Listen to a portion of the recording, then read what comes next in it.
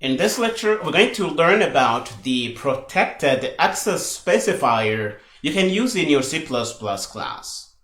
And we're going to be reusing the same example from the last lecture. We're going to have a person class which is going to act as our base class, and we're going to be deriving from this person and creating a new class called player. The player class is going to have a person part baked in, and we can use this as a foundation to build other things in player class. For example, we can set up our own member variables and do all kinds of crazy things.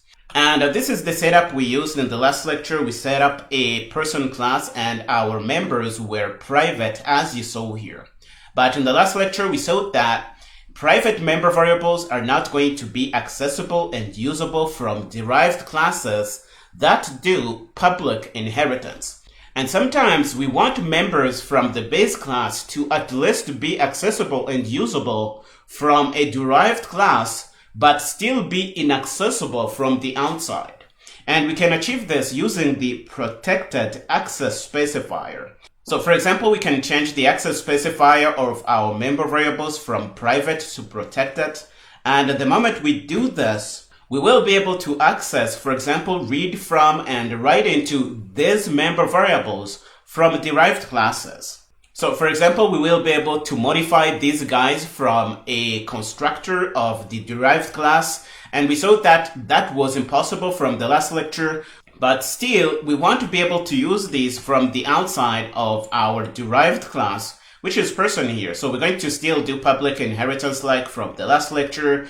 But now that our member variables in the base class are protected, we will have the ability to do whatever we want with them in the derived class. And when we say in the derived class, we mean from any method from the derived class. For example, we can go in our constructor here and then set data into the member variables from the base class, and that's going to work, as we're going to see in a minute. Now that you know this, we're going to head over to Visual Studio Code and play with this a little more. Okay, again, our member variables from the base class are going to be protected. Okay, so we can really say that here. Let's say protected. And at the moment we do this, they are going to be accessible and usable from a derived class. So from the derived class, we will have the first name, for example. So from the derived class, we will have our members baked in. We will have a last name and a first name, and because they are protected in the base class and we are doing public inheritance, we will be able, for example, to set data into these member variables from a derived class, and that's going to be really cool. Now that you know this, we're going to head over to Visual Studio Code and play with this a little more. Okay, so here we are in our working folder. The current project is protected members. We're going to grab the code from the last lecture and reuse that because that's going to have our inheritance hierarchy already set up. We will have our person and player class, and we can reuse them. We will have our person and player classes, and we will reuse them without needing to completely set them up from scratch. That's going to save us a few seconds. So we're going to put them in here. And we are going to open this little guy in Visual Studio Code by dragging and dropping here. And we will have our person class, which is going to be the base class. It's going to have our member variables, which are going to be private from the last lecture. We will have our player class, which is going to be inheriting publicly from the player. We will have our player class, which is going to be publicly inheriting from person. And we have our main CPP file, which is going to set up a player object and try to use it, and we're going to see how this goes in this lecture. So what we want to do is to change the access specifier in the base class and make that protected. We can do that. We can say protected, and this is going to change a few things about this class. What this is going to do, if you do public inheritance from this person class, you will have the ability to do whatever you want with these member variables from a derived class. You will have the ability to write into these member variables and change the data that we have inside. You will also have the ability to read from them, and that's something we couldn't do from the last lecture, and this may come in handy sometimes. Another thing you should know is that these members are still not going to be accessible from the outside.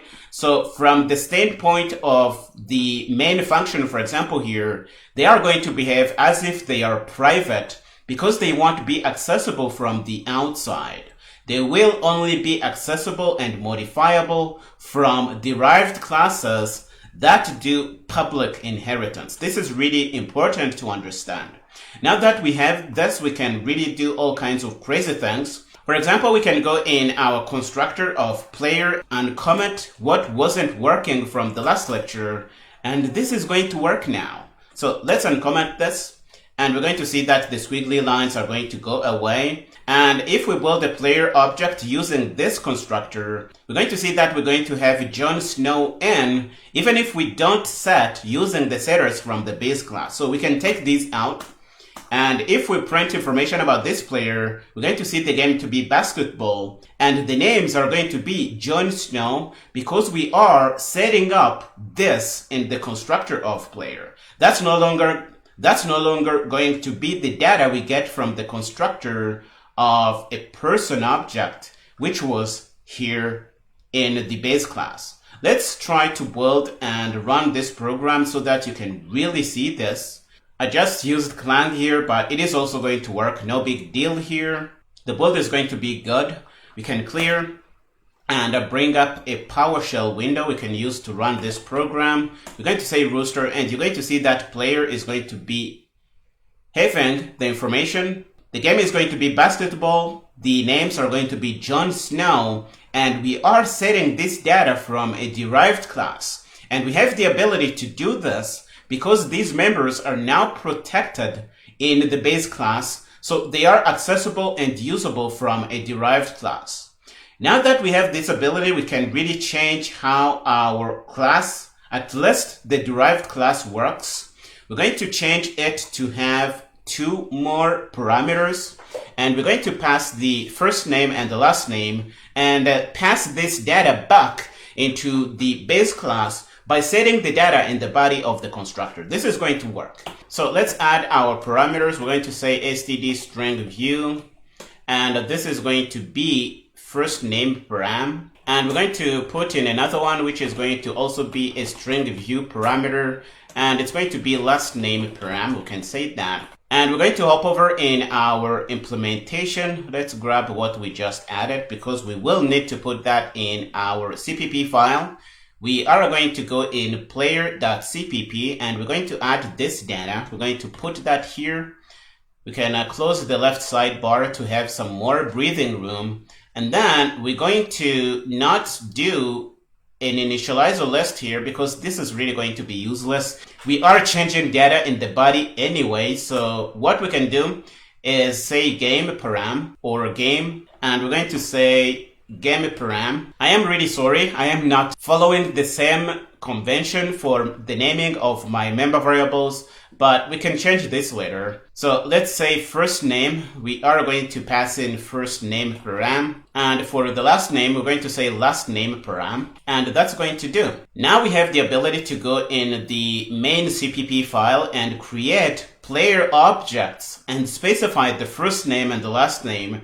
And this is going to be much more flexible. So let's go back to the constructor and see the order of our parameters: game, first name, last name. So we can come here and say first name is going to be John, and the last name is going to be Snow. And if we build and run, we're going to see the information printed out here. And now we have the flexibility to be able to specify this in a constructor. And this is going to make the job of building our objects much easier, and we can forward this data back into the base class using the protected mechanism that we just learned about in this lecture, and this is really cool. So let's build. We're going to pass this through GCC, and the build is going to be good. We can clear and run rooster. We're going to see that the data is passed back to the base class, and this is working really well. Okay, so this is really all I wanted you to see in this lecture. We can set up protected member variables, and they are going to be accessible and usable from any derived class that does public inheritance, but they want to be accessible from the outside. So if you try and, for example, say P1 and say first name and try to change that to something else, let's say Daniel, for example, you're going to have compiler errors because this is not going to work. So let's try and build and show you the compiler error. Okay, so protected members are not accessible from the outside. They will be just accessible from derived classes, or to be more specific, they are going to be accessible from the members of the derived class. And by members, I mean member functions, because that's where you will be accessing and modifying stuff. So let's go back to the main CPP file and remove this. And this is really all I wanted to share with you, and I hope you found this lecture interesting. We are going to stop here in this one, and in the next one we're going to zoom in on the syntax here we are using to derive from other classes. We just did public inheritance here, but in the next lecture we're going to see that it is possible to actually do protected and private inheritance, and we're going to see what this means in the next lecture. So go ahead and finish up here and meet me there.